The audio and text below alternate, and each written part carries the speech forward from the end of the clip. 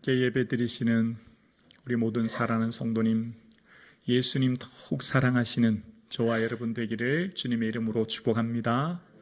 예수님으로 인하여 감사하고 또 예수님으로 인하여 기뻐하는 저와 여러분 되기를 주님의 이름으로 축복합니다. 아멘. 넬슨 만델라 남아프리카 대통령은 인종차별 정책 폐지 운동을 펼치다가 국가반역죄로 종신형을 선고받습니다. 로벤섬에서 수감된 그는 1964년 무기징역을 선고받고 27년 만인 1990년 2월 11일 출소하게 됩니다. 거의 인생의 대부분을 교도소에서 수감 생활을 하게 된 거죠. 그는 1994년 5월 27일 남아프리카 공화국 최초의 흑인 대통령으로 취임하게 됩니다. 그 취임석상에 자신이 교도소에 있던 간수들을 내빈으로 초대하게 되지요. 그는 이후에 진실과 화해위원회를 결성해서 용서와 화해를 강조하고 과거사를 청산하게 됩니다. 용서하되 잊지는 않는다라고 하는 슬로건 아래 단 한 명도 처벌하지 않았다는 겁니다. 수감 생활에 큰 역할을 했던 전 대통령에게도 책임을 묻지 않았다는 겁니다. 남아공을 방문했던 빌 클린턴 대통령과의 일화가 소개되고 있는데요. 빌 클린턴 대통령이 넬슨 만델라 대통령에게 물었다고 하죠. 당신은 출소할 때 미워하는 생각이 들지 않았습니까? 그러니까 복수하고 싶은 생각이 들지 않았냐 이런 질문이죠. 그때 넬슨 만델라 대통령이 대답합니다. 그렇습니다. 미워하는 마음이 있었습니다. 그런데 내가 이 사람들을 미워하면 내 마음만큼은 평생 감옥에서 살 것 같아서 미워하는 마음을 버렸습니다. 그렇게 얘기했다는 겁니다.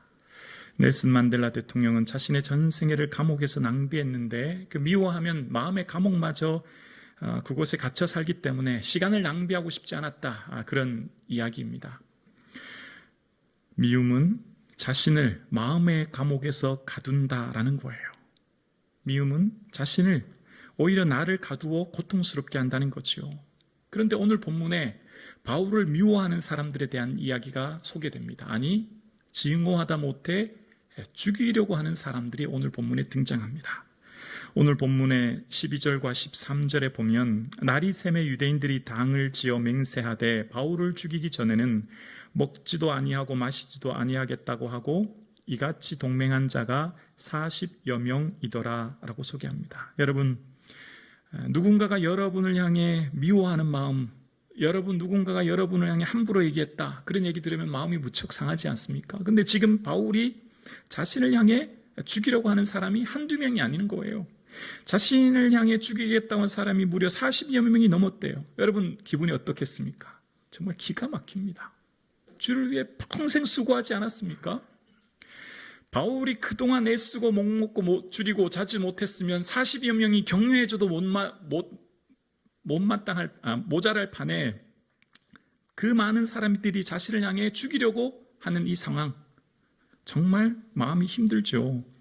주를 위해 애쓰고 수고했는데 주님은 고작 내게 이런 걸 주시려고 하셨나, 허무함마저 들었을 겁니다.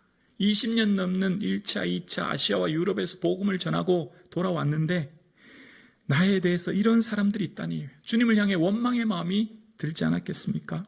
여러분, 우리가 살다 보면 누군가 나에 대해서 미워하는 마음, 함부로 이야기만 해도 그 얘기 들으면 밤잠이 오지 않습니다. 근데 바울은 지금 자기를 향해 단순히 미워하고 하는 단계를 넘어서 죽이려고 먹지도 자지도 않겠다는 사람이 수십 명이 지금 기다리고 있는 겁니다. 하나님의 일을 하는 사명자에게는 자신을 향해 미워하고 모함하고 위협하는 사람들이 있습니다. 사명자의 길은 고난의 길이기 때문입니다. 주를 위해 사는 고난의 길에는 내 삶에 어려움이 있을 수 있죠. 고난이 크다는 것은 곧 사명의 크기가 크다는 겁니다. 바울이 지금 오늘 12절과 13절 다음에 바울이 하나님 왜 저입니까? 하나님 어떻게 내게 이런 일이 있습니까? 라고 신세 타령합니까? 아니면 하나님 앞에 엎드려서 기도하면서 이 도움 해결해 달라고 막 엎드려 기도합니까? 그런 본문의 내용이 등장하지 않아요. 그럼 어떻게 바울은 이것을 이겨낼 수 있었을까요? 어떻게 바울은 자신이 전생애를 거쳐 생명을 바쳐 주를 위해 헌신했는데 자신을 향해 살해 위협하는 암살단이에게 얘기를 들었음에도 이것을 이겨냈을까요? 그 비결은 바울이 어떻게 이 고난을 이겨냈는가, 그 힘은 바로 앞부절에 나와 있습니다. 11절에 보면 이런 말씀이 기록되어 있죠. 그날 밤에 주께서 바울 곁에 서서 이르되 담대하라, 내가 예루살렘에서 나의 일을 증언한 것 같이 로마에서도 증언하여야 하리라 하시니라. 아멘. 바울은 분명한 하나님의 사명을 받았습니다. 바울, 너 고생했다. 담대해. 너 예루살렘 이곳에서만 나에 대해서 증언하는 게 아니라 이제 너 저 이탈리아 반도 수도 로마에 가서 내게 향하여 복음을 전하게 될 거야 라고 하는 분명한 사명을 듣게 되었습니다. 여러분, 성도의 삶은, 인생은 사명이 이끌어가는 거예요. 사명이 내 인생을 이끌어가기 때문에 내 인생에 있는 고난과 두려움을 능히 이겨낼 줄로 믿습니다. 생명은 사명의 길이와 사명이 우리의 생명을 견인하는 거예요. 우리의 생명은 순전히 사명이 나를 이끌어가는 거예요. 우리의 삶의 가장 큰 문제는 여러분 앞에 당면한 그 문제가 아니에요. 여러분을 괴롭게 하는 그 사건과 사람과 환경이 아니에요. 우리의 삶의 가장 큰 문제는 지금 내 안에 사명이 있는가 없는가를 확인하시는 것. 사명이 없는 게 제일 큰 문제입니다. 사명은 뭘까요? 일상의 삶에서 예수님을 보여주는 삶을 사는 거예요. 일상의 삶에서 내 가장 큰 소원이 예수 그리스도가 되고 예수 그리스도의 기쁨을 위하여 선택하며 살아가는 삶, 그것이 사명이죠. 삶의 매 순간 모든 목적이 예수 그리스도가 되는 것. 사도 바울의 삶의 모든 목적은 예수 그리스도였고, 주님께서 처음 다메섹에서 바울을 부를 때 가라, 너 이방인과 임금들과 이스라엘을 위해 택한 나의 그릇이야 라는 사명을 들었죠. 이방인과 이스라엘을 향해서 지난 시간 아시아와 유럽의 복음을 전했습니다. 이제 임금을 향해 나아가야 합니다. 임금이 어디 있습니까? 로마에 있죠. 황제가, 강대국 로마의 황제가 이탈리아 반도인 로마시에 있기 때문에 이제 그곳을 향해 가는 거예요. 그런데 그 사명을 향해 가는 바울의 길에 고난이 있지만 하나님이 보호해 주시는 것을 그는 바라보았기 때문입니다. 여러분, 사명이 있는 인생은 주님께서 친히 보호해 주시고 인도해 주시는 줄로 믿습니다. 사명 있는 인생은 두려워하지 않아요. 지금 내 앞에 고난이 있고 어려움이 있지만 반드시 하나님이 나의 사명을 이끌어 가시기 때문에, 나를 이끌어 갈 걸 믿기 때문에, 하나님을 바라보기 때문에 담대한 것입니다. 오늘 함께 2부 예배 드리시는 사랑하는 성도님, 무엇 때문에 그렇게 열심히 직장 생활하세요? 왜 사세요?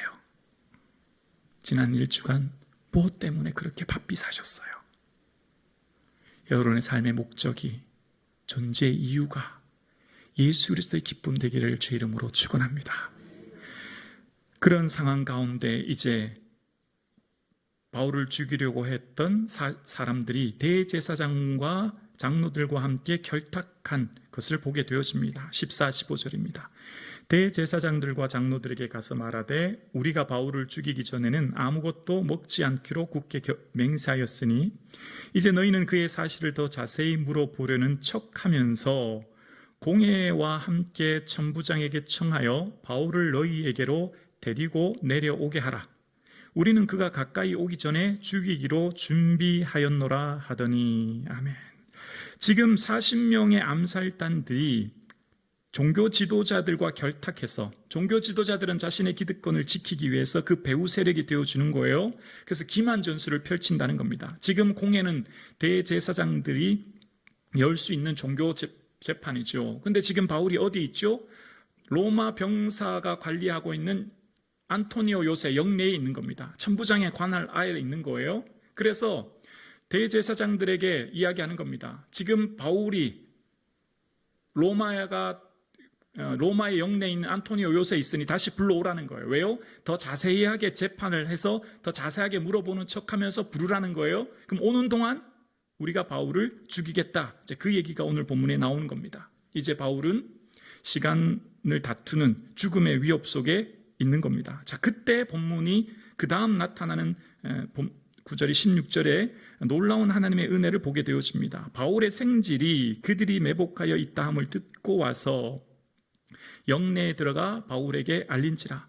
그 얘기를 바울의 생질이 듣게 되었어요. 지금 바울을 죽이겠다고 하는 암살단의 매복 작전을 바울의 생질, 그러니까 원어에 보면 누나의 아들입니다. 조카죠. 조카가 이것을 듣게 되었고 급히 바울에게 알리게 된 겁니다.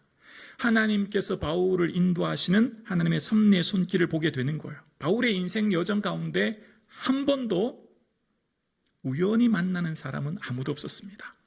어쩌다가 일어나는 사건은 한 번도 없었습니다. 사건과 만남 속에 다 하나님의 계획하심이 있었던 거죠. 지금도 마찬가지예요. 바울의 생질을 통하여 하나님께서는 바울을 로마에 안전히 가게 하기 위한 하나님의 보호하심을 보게 되어집니다. 그리고 하나님은 사람의 마음을 움직이시는 하나님인 것을 17절, 19절 이하 보게 되어집니다. 17절입니다. 바울이 한 백부장을 청하여 이르되 이 청년을 천부장에게로 인도하라. 그에게 무슨 할 말이 있다 하니 천부장이 데리고 가서 이르되 제수 바울이 나를 불러 이 청년이 당신께 할 말이 있다 하여 데리고 가기를 청하더이다 하매 천부장이 그의 손을 잡고 물러가서 조용히 묻되 내게 할 말이 무엇이냐. 바울이 이제 그 얘기를 들은 거예요. 조카로부터. 그래서 바울은 이 사실을 지금 천부장에게 이야기할 수 있도록 백부장에게 부탁을 한 겁니다. 그리고 지금 일어난 일에 대해서 이야기하도록 이야기합니다. 여러분, 지금 이 강대국 로마의 수비대 대장이 천부장이고 최고 지휘권자입니다. 우리 요즘 군대로 말하면 무슨 사단장쯤 되지 않을까요? 그런데 죄수가 보냈다고 해서 그 청년 만날 필요가 있겠습니까? 굳이 면담할 필요도 없습니다. 굳이 그런 청년들 만날 필요도 없는 거죠. 그런데 지금 이 바울이 생질, 조카를 만나지 않으면 내일 무슨 일이 일어나죠? 바울을 죽이려고 하는 암살단이 바울을 죽이겠다고 하는 절체절명의 다급한 순간이 지금 오늘 이 시간이에요. 만약 천부장이 그 생질의 면담을 거부하면 내일 바울에게 어떤 위험이 닥칠지 모르는 위급한 상황이 지금 이 순간입니다. 그런데 이상하리만큼 천부장은 바울이 추천해준 그 조카를 맞이해서 손을 잡고 조용히 가서 내게 할 말이 무엇이냐라고 묻게 되는 모습을 발견하게 되어지게 됩니다. 천부장은 굳이 그 청년 만나지 않아도 되는데 천부장의 면담을 요청한 이 청년의 이야기를 들을 뿐만 아니라 굉장히 친근하게 또 그의 말을 신중하게 듣는 것을 보게 되어집니다. 인생에서 제일 어려운 것은 사람의 마음을 바꾸는 거죠. 사람의 마음은 누가 바꿀 수 있을까요?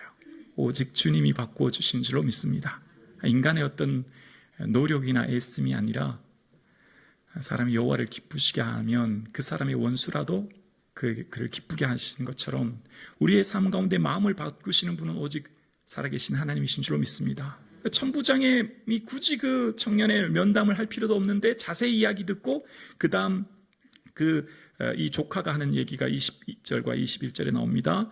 대답하되 유대인들이 공모하기를 그들이 바울에 대하여 더 자세히 묻기 위함이라 하고 내일 그를 데리고 공회로 내려오기를 당신께 청하자 하였으니 당신은 그들의 청함을 따르지 마옵소서. 그들 중에 바울을 죽이기 전에는 먹지도 않고 마시지도 않기로 맹세한 자 40여 명이 그를 죽이려고 숨어서 지금 다 준비하고 당신의 허락만 기다리나이다 하니. 지금 이제 이 조카가 천부장에게 이야기하는 겁니다. 지금 내일 되면 바울에게 더 자세히 묻기 위해 공회를 열 것이고 그때 당신은 그 공회원들이 여는 대제사장들의 요청을 따르지 마십시오. 만약 당신이 그 요청을 따라서 바울을 부르면 바울을 죽이려고 매복해 있는 사람들에 의해 바울이 죽게 됩니다. 이제 그런 얘기를 합니다. 여러분, 천부장은 군대 최고 지휘권자입니다. 이 얘기를 들으면 당신은 그들의 청함을 따르지 마시옵소서. 이 얘기 들었을 때 느낌이 어떨까요? 내가 감히 뭔데 내한테 이래라 저래라 하느냐?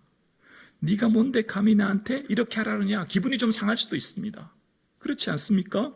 지금 최고권자인 이 천부장에게 바울이 죽으면 오히려 이 사람의 개인적으로는 더 좋은 일이 될 수도 있어요. 왜냐하면 천부장의 가장 중요한 임무는 로마로부터 파송받은 군대 지휘장인 천부장은 그 관할하에 있는 속국이 분란이 일어나지 않고 분쟁이 일어나지 않는 게 가장 큰 임무입니다. 그런데 조금 전 이전에 3장 10절에 무슨 일이 있었습니까? 큰 분쟁이 있었습니다. 밀란이 일어나고 분쟁이 봉기가 일어나게 된 거예요. 그러니까 예루살렘 성내에 지금 큰 갈등과 문제가 일어나게 된 거예요. 그 골칫거리 원인이 누구 때문입니까? 바울 때문인 거죠. 모른 척하면 바울 그냥 당연히 제거되는 거예요. 그럼 오히려 천부장 입장에서는 더 편하고 좋을 수도 있죠. 무슨 속담에 그런 속담도 있지 않습니까? 손 안 대고 코 푼다 이런 것처럼 오히려 더 편한 거예요. 그런데 웬일인지 천부장은 이 얘기를 듣자마자 23절에 그를 보호합니다. 22절이요. 이에 천부장이 청년을 보내며 경계하되 이 일을 내게 알렸다고 아무에게도 이르지 말라 하고 이 첩보대에서 비밀을 지키라고 이야기합니다. 그리고 천부장이 할 수 있는 최선의 노력을 다해서 자신의 예하 있는 병력, 공권력을 이용해서 바울을 보호해요. 23절이요. 백부장 둘을 불러 이르되 밤 제3시에 가이사라까지 갈 보병 200명과 기병 70명과 창병 200명을 준비하라 하고 24절이요. 또 바울을 태워 총독 벨릭스에게로 무사히 보내기 위해 짐승을 준비하라 명하며 밤 3시는 밤 9시입니다. 군인들의 모든 일과가 끝난 그 시간에 다시 비상소집을 한 거예요. 예하 있는 병력 절반을 이르는 병력을 동원한 겁니다. 칼과 창을 든 보병 200명, 말을 탄 기병 70명, 긴 창을 든 창병 200명, 도합 470명을 동원한 거예요. 바울 한 사람을 지키기 위해 마치 황제를 지키듯 한 모습이 발견되어집니다. 암살단에 12배의 병력이 동원된 거예요. 바울의 가는 길 속에 만약 바울이 공회에 고발되지 않았다면, 그리고 로마 병사들에게 의해 체포되지 않았다면, 바울 스스로가 이 사명받고 로마까지 간다고 생각했다면 로마를 벗어나 가이사라 항구까지 또 가기도 며칠 전에 이미 매복되어 있는 암살단에 의해 바울은 죽었을 겁니다. 예기치 못한 하나님의 놀라운 계획인 거죠. 우리의 계획, 우리의 생각보다 크신 하나님의 뜻을 발견하게 되었습니다. 여러분, 우리가 인생을 살다 보면 지금 우리의 삶 가운데 만난 이해할 수 없고 깨달을 수 없고 납득될 수 없는 사건들을 만날 때가 있어요. 지금은 이것이 도저히 이해되지 않아요. 그런데 시간이 지나면 하나님의 크신 계획을 깨닫게 될 줄로 믿습니다. 하나님의 섬세한 배려와 섭리의 손길이 지금 이 바울의 삶을 통해 담겨져 있는 거죠. 그리고 바울을 겹겹이 보호할 뿐만 아니라 이 천부장이 친히 마치 바울의 변호인이 된 것처럼 비싼 돈을 들어 변호사를 선임한 것 같은 모습이 25절로 30절에 등장합니다. 25절이요. 또 아래와 같이 편지하니 일러스되 글라우디오 루시아는 총독 벨릭스 각각께 문안하나이다. 이 사람이 유대인들에게 잡혀 죽게 된 것을 내가 로마 사람인 줄 들어 알고 군대를 거느리고 가서 구원하여다가 유대인들이 무슨 일로 그를 고발하는지 알고자 하여 그들의 공회로 데리고 내려갔더니 고발하는 것이 그들의 율법에 관한 것뿐이요 한 가지도 죽이거나 결박할 사유가 없음을 발견하였나이다. 그러나 이 사람을 해하려고 관계가 있다고 누가 내게 알려주기로 곧 당신께 보내며 또 고발하는 사람들도 당신 앞에서 그에 대하여 말하라 하였나이다 하였더라. 아멘. 마치 천부장이 바울의 삶을 변호하듯이 총독 각하, 이 사람을 대해서 내가 알아봤더니 단순히 종교적인 문제입니다. 로마법에 저촉될 만한 무슨 결박하거나 죽일 만한 그런 것들을 전혀 발견하지 못했습니다. 뿐만 아니라 제가 이 사람이 로마 사람인 줄 알고 잘 보호해서 군대를 동원하여 당신께 보냅니다. 이렇게 얘기합니다. 왜요? 이 로마 사람의 시민권의 명예를 지키고 로마의 명예를 지켰다고 하는 것을 이야기하는 거죠. 자기의 영달을 위해 어쩌면 자기네 직속 상관인 총독에게 자신의 모습을 소개하는 것입니다. 그렇게 자신의 이 개인의 진급 어떤 영달 이기적인 모습까지도 하나님이 선용하시는, 마치 요셉을 죽이려 했던 형들의 모습을 선용해 하셨던 주님처럼 그 모습이 오늘 본문에 등장하게 되고요. 이제 다음 날 아침이면 바울이 원래 암살단에 의해 죽게 될 그 상황, 이튿날 바울은 100km 거리에 떨어져 있는 가이사라 항구까지 가게 됩니다. 그것도 로마 병사들의 호위와 말을 타고 31절에서 35절입니다. 보병이 명을 받은 대로 밤에 바울을 데리고 안디바드리아 이르러 이튿날 기병으로 바울을 호송하게 하고 영내로 돌아가니라. 그들이 가이사에 들어가서 편지를 총독에게 드리고 바울을 그 앞에 세우니 총독이 읽고 바울더러 어느 영지 사람이냐 물어 길리기아 사람인 줄 알고 이르되 너를 고발하는 사람들이 오거든 내 말을 들으리라 하고 헤롯궁에 그를 지키라 명하니라. 드디어 바울이 로마 병사의 호송에 의해 가이사랴에 도착하게 되고 총독이 편지를 읽은 후에 그가 어느 출신인지 물은 후에 이제 그 사람이 그를 고발한 대제사장들과 사람들이 올 때까지 헤롯궁에 그를 지키라는 명이 오늘 본문에 등장합니다. 암살단에 의해 내일 아침 해가 뜨면 이제 언제 죽을지 모르는 바울의 위협, 그 순간 하나님께서는 바울을 들어 그 이튿날 가이사라까지 옮기신 모습을 발견하게 되어집니다. 아무리 암살단이 치밀하게 계획하고 준비하였을지라도 하나님께서 그들의 모든 생각을 무너뜨리시고 바울을 친히 옮기셔서 가이사라까지 가게 하신 것을 보게 되어져요. 시편 33편 10절에 보면 여호와께서 나라들의 계획을 폐하시며 민족들의 사상을 무효하게 하시도다. 여호와의 계획은 영원히 서고 그의 생각은 대대에 이르리로다. 아멘. 아무리 철저히 바울의 암살단이 바울을 죽이려고 계획을 세우고 준비해도 그 모든 계획과 사상을 무너뜨리시고 무효케 하시는 분이 하나님이시죠. 하나님께서 지키시고 보호하신들니 그 어떤 사람이 바울을 죽일 수 있겠습니까? 오늘 함께 예배드리시는 사랑하는 성도님, 여러분의 생명, 가정, 자녀, 삶에 하나님의 사명 붙들 수 있기를 주 이름으로 축원합니다. 사명 붙드는 인생은 주님께서 친히 보호하시고 인도하시고 함께해 주시는 줄로 믿습니다. 사명 붙드는 인생 속에서 하나님께서 친히 그의 삶을 인도해 주시는 거예요.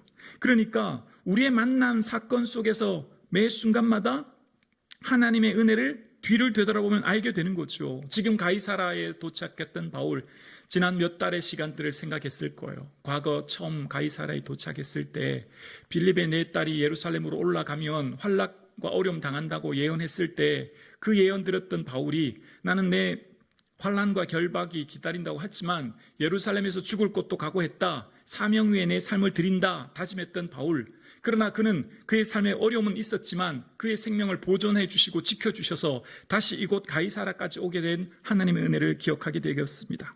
사명이 생명을 견인하는 거예요. 우리 삶의 생명은 사명이 이끌어가는 것이죠. 인생의 삶 가운데 생명의 연장은 사명이 결정하는 것입니다. 자신의 생명의 길이는 자신의 힘과 노력으로 결정되어지는 것이 아니라 하나님 주시는 사명을 붙들 때 그 사명이 나의 삶을 이끌고 가는 것이죠. 바울이 고린도에서 로마서를 기록할 때 당시 자신의 신앙관, 그 고백이 로마서 14장 7절과 8절에 이렇게 기록되어 있습니다. 우리 중에 누구든지 자기를 위해 사는 자가 없고 자기를 위해 죽는 자도 없도다. 우리가 살아도 주를 위해 살고 죽어도 주를 위해 죽나니 그러므로 사나 죽으나 우리가 주의 것이로다. 바울의 눈에는 두 부류의 인생만 존재합니다. 자기를 위해 사는 인생과 주를 위해 사는 인생. 인생의 모든 소유가 내 것이다라고 고백하는, 내 생명, 내 재산, 내 시간이라고 고백하며 자신을 위해 사는 인생과 인생의 모든 것이 주의 것이라고 고백하며 생명, 재산, 시간이 다 주의 것이라고 고백하며 사명 위해 사는 인생, 자신의 행복만을 위해 살아가며 더 좋은 삶, 더 좋은 인생을 살기 위해 노력하는 자기를 위해 사는 인생과 사명을 위해 주를 위해 살아가는 예수 그리스도의 기쁨 되어지는 삶 위해 살아가는 인생으로 사도 바울은 나뉘어짐을 고백하는 거예요. 그래서 사도 바울의 삶의 모든 목적은 주를 위해 산다고, 내 모든 것이 주의 것이라고, 이제 나의 삶의 존재의 근거는 사명이며 일상의 삶 가운데 주님의 기쁨 되는 삶 위에 살겠노라고 다짐했고, 그 사명이 사도 바울을 이끌었고, 그 사명이 사도 바울의 삶에 비록 생명의 위협이라고 하는 걸림돌과 장애물과 어려움이 있었지만 그의 삶을 이끌어감을 가이사라에서 회상하게 된 겁니다. 오늘 함께 예배드리시는 사랑하는 성도님, 우리의 삶 가운데 어려움과 문제와 고난을 만났을지라도 사명 붙들면 그 사명이 나를 이끌어감을 바라볼 수 있기를 주의 이름으로 축원합니다. 바울이요, 사실 바울을 죽이려고 했던 사람들은 이번이 처음이 아니었어요. 오늘까지 총 3번 등장합니다. 처음 다메섹에서 주님을 만난 후에 다메섹에 가봤더니 다메섹에서 아나니아를 통해서 눈을 뜨게 되었고 사명을 발견하고 그 즉시 복음을 전하는데 그때부터 사람들이 바울을 죽이려고 한 겁니다. 그래서 성문을 지켜 도망갈 데가 없어서 밤에 광주리를 타고 그 성을 내려와 도망하지 않습니까? 다메섹에서 모교회인 예루살렘까지 다시 갑니다. 그리고 예루살렘에서 복음을 전하는데 바나바가 그를 믿음의 사람이라고 얘기해 줌에도 불구하고 유대인들이 다시 그를 죽이려고 합니다. 그래서 바울이 어떻게 합니까? 고향까지, 터키 있는 먼 고향까지 다시 가서 13년을 칩거하게 됩니다. 바울의 삶 가운데 바울을 죽이려고 했던 사람들은 오늘만이 아니었어요. 뿐만 아니라 바울의 삶은요, 사실 무척 고난이 연속이었죠. 밤에 황급하게 도망다닌 일도 많았어요. 바울의 삶 가운데 다메섹에서 강주리를 타고 도망했을 뿐만 아니라 데살로니가에서는 불량배들을 동원해서 조직폭력배를 동원해서 바울을 죽이려고 했기 때문에 밤에 급히 베레아까지 도망가야만 했습니다. 바울의 삶은 어쩌면 고난의 연속이었습니다. 그런데 그것만 보면 반쪽이죠. 바울의 삶에 어떻게 하나님이 인도해 주셨는지, 바울의 삶을 인도하기 위해 하나님이 어떻게 믿음의 사람들을 미리 포진시켜 놓으시고 동역자를 통해 바울을 인도하셨는지를 우리는 바울의 생애를 통해 또한 알게 됩니다. 바울이 다메섹에서 주를 만났을 때 바나바를 통하여 눈을 뜨게 하고 사명을 받은 이후 바울의 삶에 복음을 전할 때 아시아에서 복음 전하지 못하게 하심으로 드로아까지 가게 되죠. 드로아에서 누굴 만납니까? 누가를 만납니다. 누가는 바울의 개인 의사뿐만 아니라 누가복음을 기록한 저자죠. 우리는 바울의 서신서 4분의 1이 신약 성경의 4분의 1이 바울 서신인데 바울은 그 어디에도 내가 죽은 유두고를 살렸다, 내가 루스드라에서 앉은 장애를 걷지 못하는 사람을 일으켰다, 내가 앞치마를 던졌을 때 병자가 나왔다, 그런 이야기 하지 않습니다. 바울은 자기 자신의 기적 능력을 언급한 적이 한 번도 없어요. 다 누가 이야기한 겁니까? 누가가 얘기한 거예요. 누가를 통해서 바울이 얼마나 신실한 하나님 쓰임받는 선지자인지 알게 된 거죠. 이후에 빌립보를 건너갔을 때에도 아무 연고 없는 그에게 루디아를 만나게 하시고 유럽 최초의 교회가 되게 하셨죠. 그리고 바울은 이후에 아테네를 갑니다. 아테네에 갔을 때도 마찬가지에도 복음을 전하는데 영접하는 사람들이 소수일 뿐입니다. 그런데 그 중에 처음 복음을 받아들인 사람이 스데바나예요. 근데 스데바나는 그 출신이 고향이 고린도 사람입니다. 왜 스데바나가 고린도에 왔는지는 모르겠습니다. 이 스데바나의 영향으로 이후에 바울은 고린도에 가게 되죠. 고린도에서 어떤 일이 있습니까? 바로 데살로니가 전서와 후서를 기록합니다. 이후에 다시 고린도에 방문했을 때 로마서를 기록합니다. 이후에 고린도 전서와 후서를 기록합니다. 대부분의 많은 내용들이 스데바나를 만남으로부터 이 서신서가 기록된 거예요. 그리고 고린도에 갔을 때도 마찬가지죠. 홀로 고린도에 도착한 바울, 아무 연고 없이 외롭게 도착한 그를 위해 주님은 누구를 예비하셨습니까? 아굴라 부부 아닙니까? 아굴라 부부는 원래 그의 고향이 본도인데, 터키 북쪽이 고향인데, 그들은 무슨 일인지 이탈리아 반도인 로마에서 생업을 가지고 삶을 자리를 살아가다가 갑자기 글라우디오 황제가 로마 시민권이 없는 자는 다 로마에서 떠나라 추방을 받게 됩니다. 그래서 그 로마 대제국의 넓은 영토 가운데 그 하필 고린도에 가게 됩니다. 누구를 위해서요? 바울을 위해 예비하신 하나님의 사람인 줄로 믿습니다. 그래서 함께 고린도에서 아굴라 부부와 함께 생업을 같이 하고 복음을 전하게 되어지는 것을 보게 되었습니다.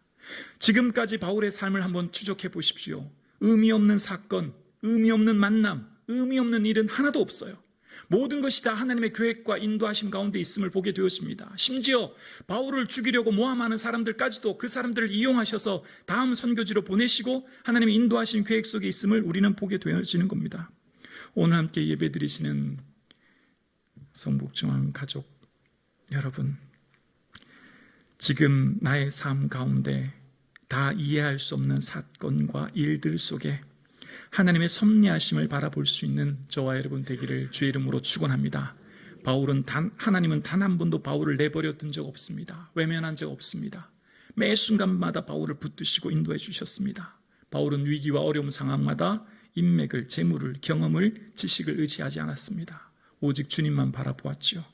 오늘 함께 예배드리시는 사랑하는 성도님, 여러분의 삶에 어떠한 문제가 있을지라도 온 마음 다해 주님만 의지할 수 있기를 주의 이름으로 축원합니다. 사랑하는 성도님, 우리가 꼭 붙들어야 될 한 가지가 있습니다. 바로 사명이에요. 내 일상의 삶을 통해 예수님을 보여주는 삶을 살아가는 것입니다. 내 삶의 가장 큰 소원, 가장 최고의 소원이 예수 더욱 사랑하는 것이라 되어져야 합니다. 그 예수 사랑의 삶을 살기 위해 주의 기뻐하시는 삶을 살아내는 그 삶의 자리가 바로 사명의 자리인 거죠. 예수 그리스도 위에 살고 예수 그리스도 위에 일하고 예수 그리스도 위에 숨 쉴 수 있는 저와 여러분 되기를 주님의 이름으로 축복합니다.